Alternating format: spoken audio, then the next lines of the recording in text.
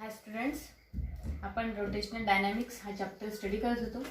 याआधी आपण circular motion पूर्ण स्टडी केलेला आहे. या आजच्या व्हिडिओजमध्ये आपण आता सेकंड पार्टला स्टार्ट करत आहोत, तो आहे रोटेशनल मोशनची कन्सर्निंग. तर आपण यापुढे सगळं रोटेशनल मोशन स्टडी करणार आहोत. त्यातला बघा एक नवीन कॉन्सेप्ट आपल्याला इथे स्टडी करायचा आहे, तो म्हणजे moment of inertia. It is moment of inertia and it is denoted by mi. and its symbol is I. जसं आपण लिनियर मोशन किंवा ट्रान्सलेशनल मोशन मध्ये बघत होतो की डिस्प्लेसमेंट यस हे आपण दाखवतो, तेच सर्क्युलर किंवा रोटेशनल मोशन मध्ये आपण थिटाने दाखवतो. ओके, जसं लिनियर व्हेलॉसिटी व्ही याला रिप्लेस करणारी अॅनालॉग क्वांटिटी जी आहे रोटेशनल डायनॅमिक्स ती म्हणजे अँग्युलर व्हेलॉसिटी ओमेगाने आपण दाखवतो. ॲक्सेलरेशन आपण लिनियर मोशन मध्ये स्मॉल एने दाखवतो, तर रोटेशनल डायनॅमिक्सने अल्फा आपण डिनोट करतो. आता यात जो फोर्स आहे लिनियर मोशन मधला त्याचा फॉर्म्युला असतो एम ए. जर आपण कायनेटिक एनर्जी बघितली त्याचा फॉर्म्युला आहे half M V square. Okay, जर आपण लिनियर मोमेंटम जे आपण पी ने दाखवतो त्याचा फॉर्म्युला आहे एम व्ही. यात जो हा एम ही टर्म कॉमन आहे. जर आपल्याला रिप्लेस करायचं झालं रोटेशनल मोशन मध्ये तर ए साठी रिप्लेसमेंट आहे, व्ही साठी पण आहे, पण एम साठी काय असेल तर एम साठी अॅनालॉग क्वांटिटी जी आहे ती म्हणजे मोमेंट ऑफ इनर्शिया. बघा, एखादा ऑब्जेक्ट आहे, या ऑब्जेक्टला आपण फोर्स अप्लाय केलं. जर छोटा ऑब्जेक्ट असेल पेन सारखा सपोज सहज ढकलला जाईल, फोर्स कमी लागेल. पण हात जर आपण मोठा 10 किलोचा स्टोन जर ठेवला 10 kg चा, त्याला ढकलणं पुश करणं थोडं अवघड जाईल. का? कारण की त्याचं मास जास्त आहे, त्याचं वेट जास्त आहे.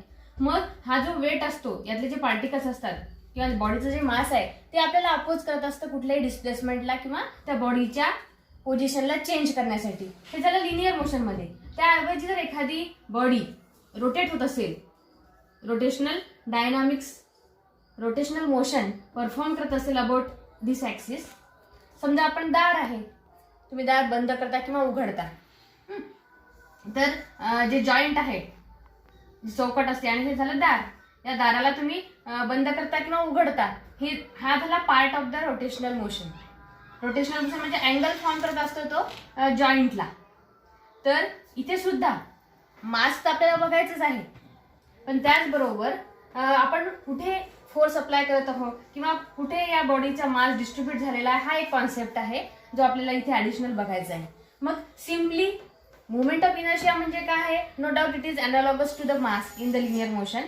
पण जसं आपण सांगितलं की it is concerning to the rotational dynamics. जसं मासला आपण इनर्शिया म्हणतो लिनियर मोशन मध्ये, तसंच रोटेशनल मोशन मध्ये मोमेंट ऑफ इनर्शियाला रोटेशनल इनर्शिया असं सुद्धा म्हणतात. म्हणून आपण त्याला असे डिफाइन करू शकतो की it is a quantity which measures the rotational inertia about the axis of rotation. असंही आपण त्याला डिफाइन करू शकतो की it is a quantity which measures the rotational inertia about the axis of rotation.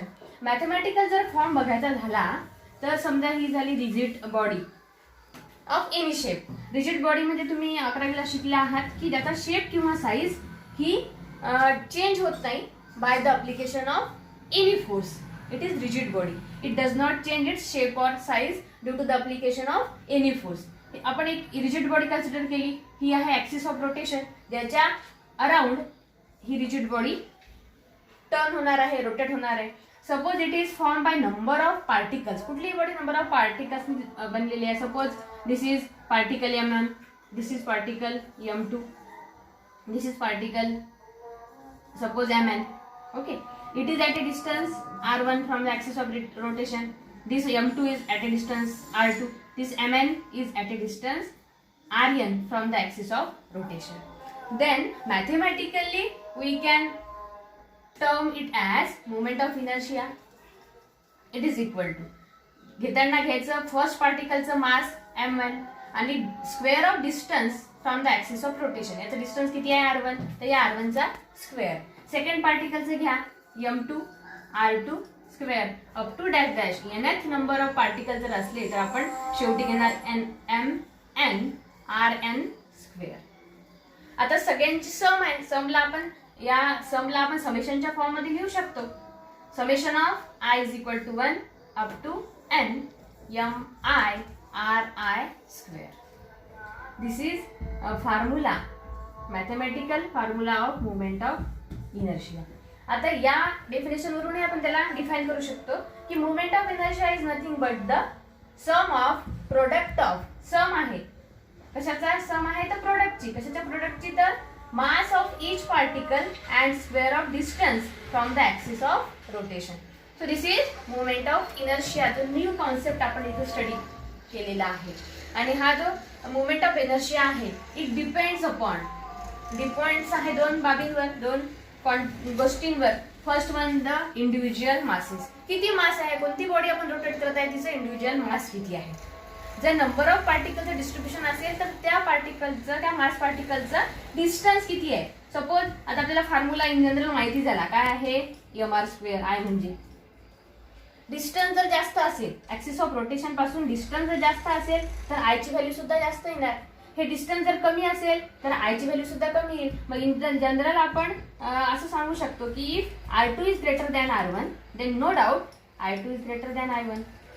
यावर आपल्याला न्यूमेरिकल MCQs येऊ शकतात की मोमेंट ऑफ डिस्टन्स जास्त असेल तर मोमेंट ऑफ इनर्शिया सुद्धा जास्त येईल, डिस्टन्स कमी असेल मोमेंट ऑफ इनर्शिया सुद्धा कमी येईल.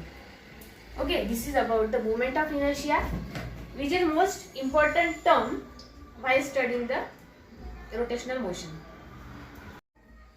An expression for the rotational kinetic energy.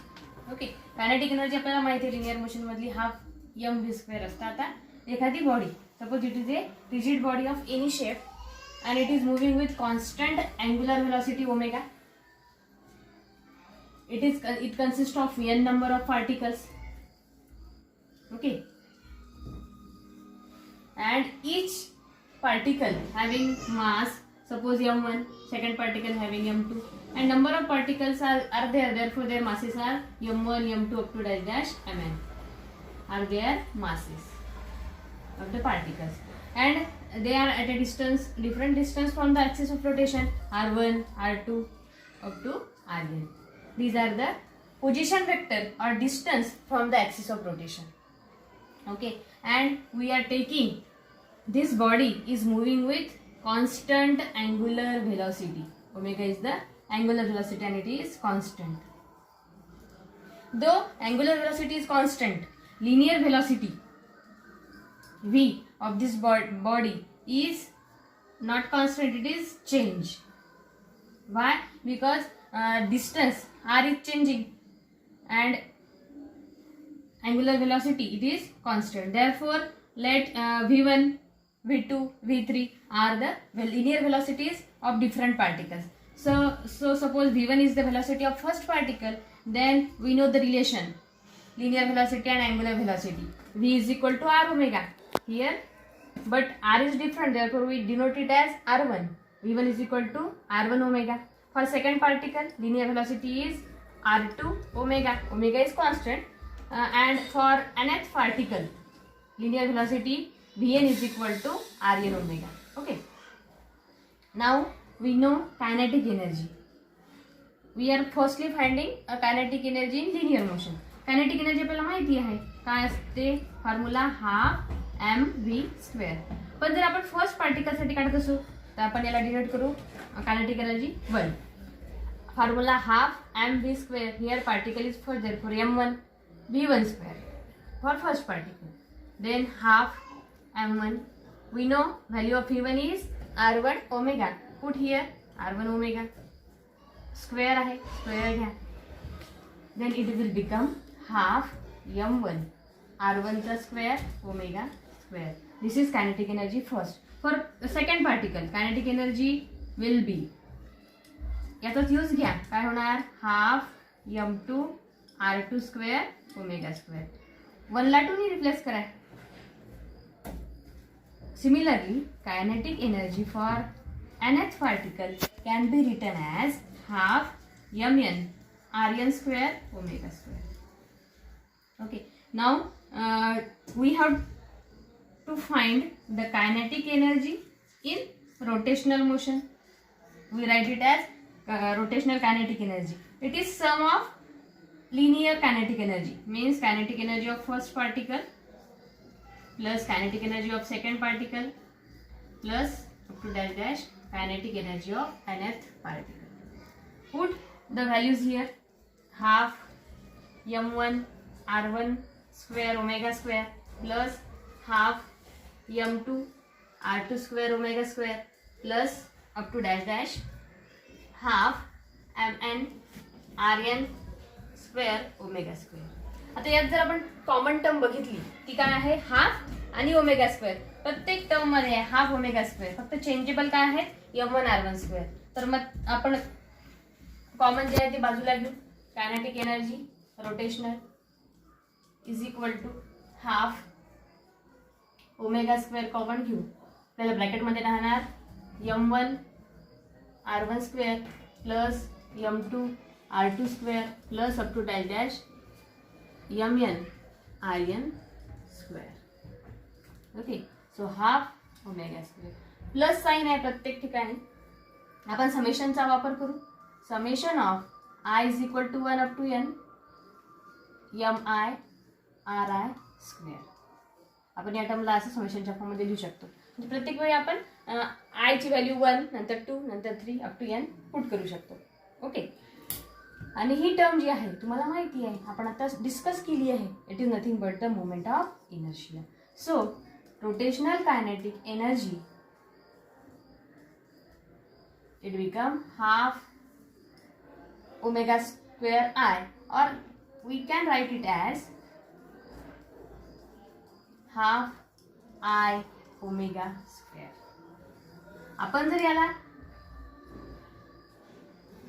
Kinetic energy linear equation मधल्या कायनेटिक एनर्जी सोबत जर आपण याला व्हॅरी केलं तर काय आपल्याला माहिती आहे, हाफ एम व्ही स्क्वेअर. आता जो हाफ सेम आहे, फक्त इथला आय जो आपल्या मासचा आहे तो रिप्लेस झाला इथे मोमेंट ऑफ इनर्शियाने. आणि omega angular velocity, v is the linear velocity. So this is the expression for rotational kinetic energy.